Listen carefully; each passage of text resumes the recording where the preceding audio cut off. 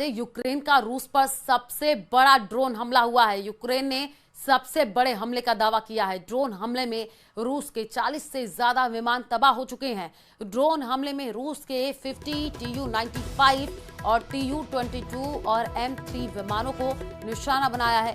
Tu-95 nuclear bomber है जो रूस का सबसे बड़ा विमान है। तो बड़ी खबर आपको बता रहे हैं, यूक्रेन का रूस पर सबसे बड़ा ड्रोन हमला ये बताया जा रहा है। यूक्रेन ने सबसे बड़े हमले का दावा किया है। ड्रोन हमले में रूस के 40 से ज्यादा जो विमान हैं वो तबाह हो गए हैं। ड्रोन हमले में रूस के A-50, Tu-95 और Tu-22 और M3 विमानों को निशाना बनाया है। Tu-95 न्यूक्लियर बॉम्बर है जो रूस का सबसे बड़ा विमान है।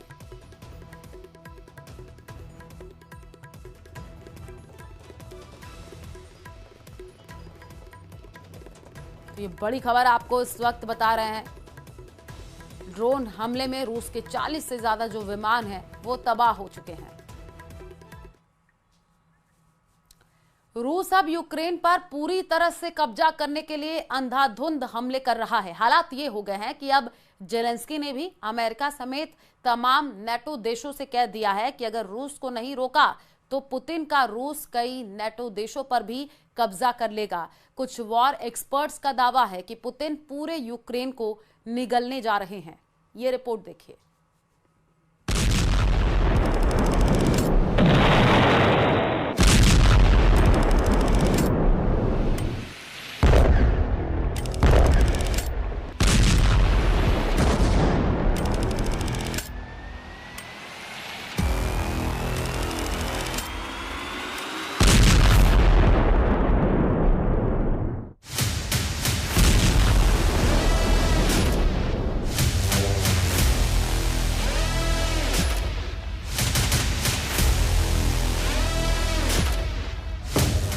निगल लिए यूक्रेन के 51 शहर, रूस का खूनी तांडव।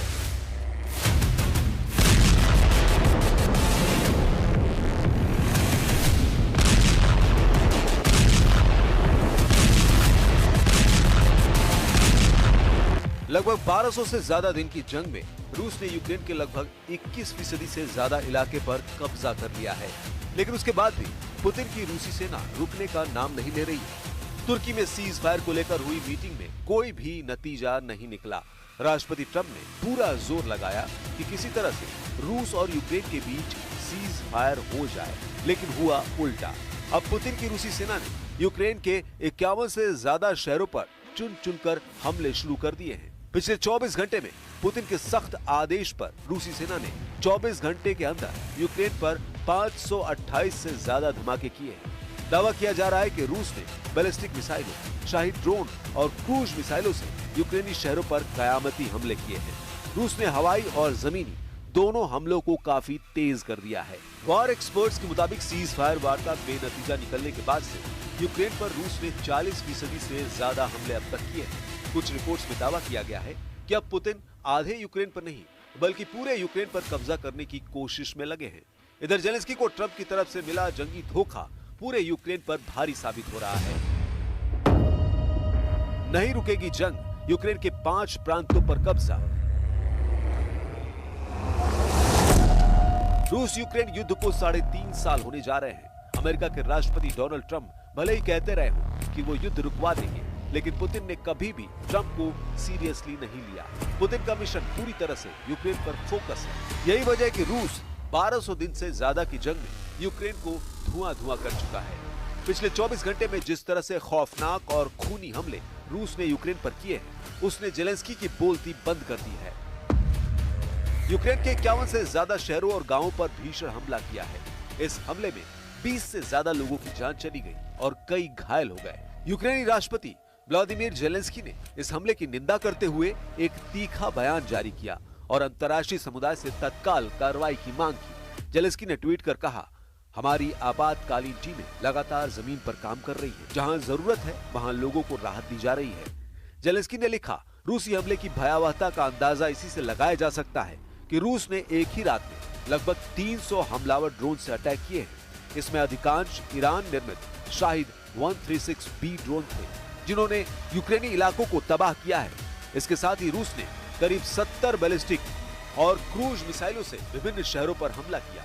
यूक्रेनी वायुसेना के मुताबिक रूस ने 14 इस्कंदर M और KN-23 बैलिस्टिक मिसाइलों से हमले किए हैं। इसके अलावा 250 हमलावर शाहिद ड्रोन से हमले किए गए हैं। यूक्रेनी सेना का दावा है कि उसने यूक्रेन की 6 बैलिस्टिक मिसाइलों और 128 ड्रोन को मार गिराया।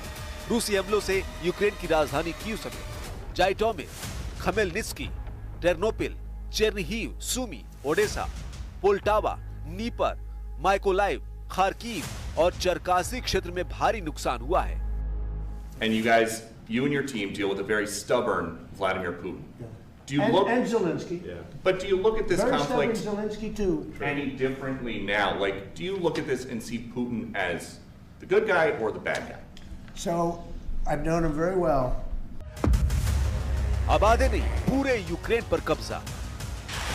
यूएन के मुताबिक 3.5 साल की जंग में 30 लाख यूक्रेनी अपने ही देश में दूसरे ठिकानों पर जा चुके हैं, जबकि 60 लाख से ज्यादा यूक्रेनी विदेशों में शरण लिए हुए हैं। इधर पुतिन ने अमेरिका और यूक्रेन को साफ कह दिया है कि अगर सीज फायर चाहते हो तो यूक्रेन के कम से कम 5 प्रांत रूस के हवाले कर दो।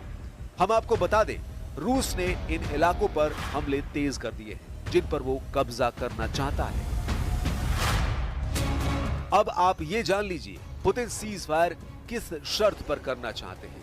रूसी सूत्रों के मुताबिक रूस ने यूक्रेन से 5 प्रांत देने को कहा है। रूस जिन 5 जगहों से यूक्रेन की आर्मी को हटाने पर तुला है वे हैं डोनेस्क, खेरसोन, खार्किव, ज़पोरिजिया और लुहांस्क। डोनेस्क एरिया में रशियन बोलने वालों का प्रतिशत ज्यादा है, जो खुद को रूस के करीब मानते हैं।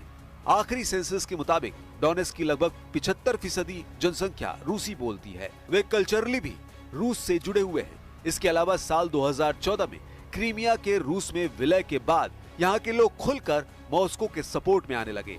यूक्रेनी सेना और रूसी सपोर्टरों के बीच भारी जंग भी हो चुकी है। यूक्रेन का सर्वनाश, पुतिन के सीरियल अटैक शुरू। रूसी मिसाइलों के हमले, रूसी फाइटर जेट के हमले, रूसी ड्रोन के हमले, रूसी टैंक, तोप, रॉकेट से हमले यूक्रेनी सेना पर बेहद भारी पड़े हैं। इजराइल ने नए सिरे से हवाई हमले कर 3 देशों में कोहराम मचा दिया है।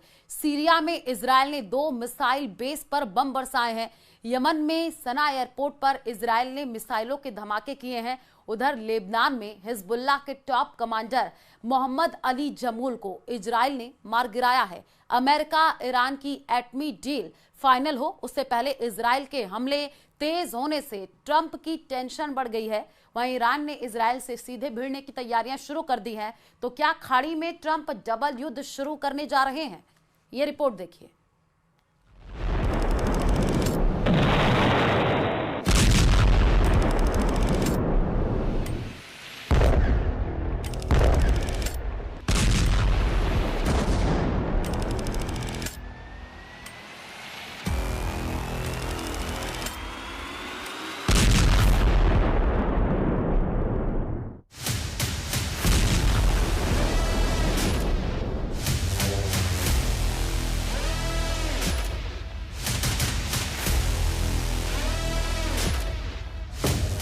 निगल लिए यूक्रेन के 51 शहर, रूस का खूनी तांडव।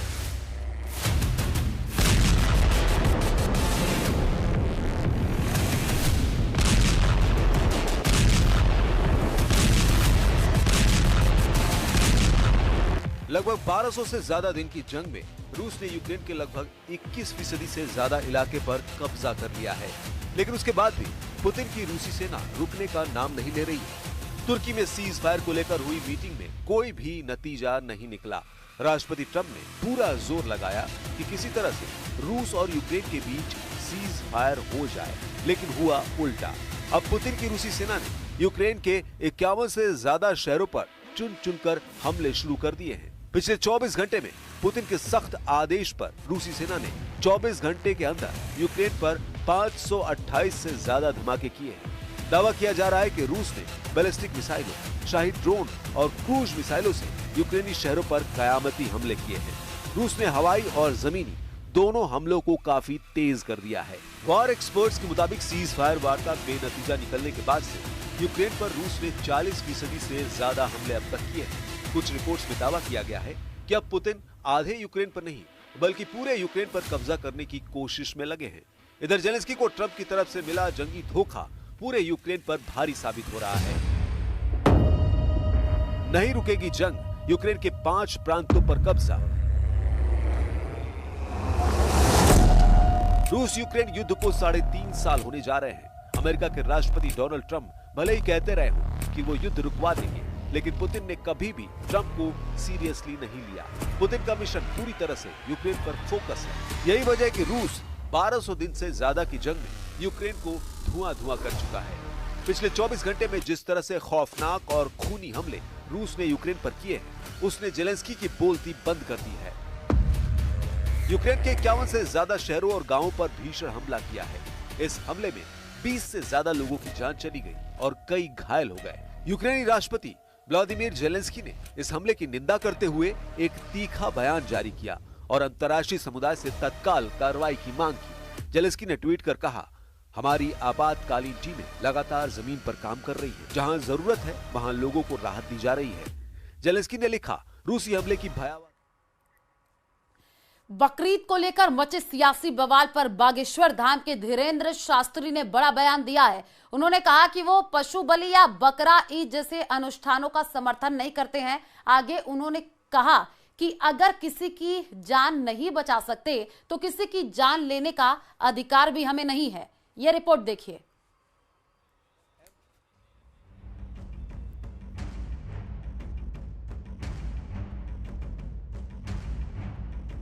बकरीद से पहले देश भर में कुर्बानी को लेकर फिर विवाद खड़ा हो गया है। मध्य प्रदेश के छतरपुर में बागेश्वर धाम के धीरेन्द्र कृष्ण शास्त्री ने कुर्बानी पर सवाल उठा दिया है और किसी भी जानवर की बलि को हिंसा बताते हुए इसका विरोध किया है।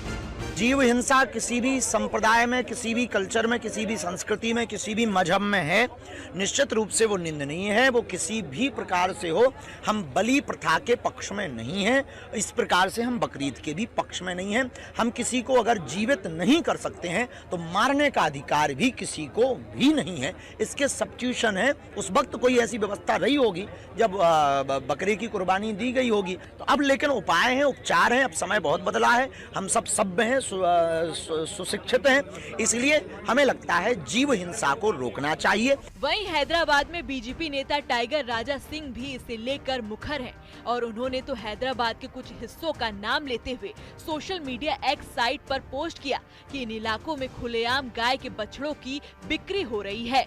उन्होंने इसे बकरीद से भी जोड़ दिया और दावा किया कि उन्होंने खुद इन इलाकों का दौरा किया है और देखा कि गाय के बछड़ों को बेचा जा रहा है। उन्होंने पुलिस से एक्शन की मांग की, नहीं तो चेतावनी दी कि मामला आगे बढ़ सकता है। साथ ही विश्व हिंदू परिषद ने भी कुर्बानी को एक बर्बर परंपरा करार दिया। अभी जैसे मैंने कहा है कि 7 जून के दिन हजारों की लाखों की संख्या में हैदराबाद पार्लियामेंट क्षेत्र में, जहां का सांसद असदुद्दीन ओवैसी है और उसी का भाई अकबरुद्दीन ओवैसी विधायक है, इसके 7 विधायक है और 40 से अधिक कॉर्पोरेटर हैं।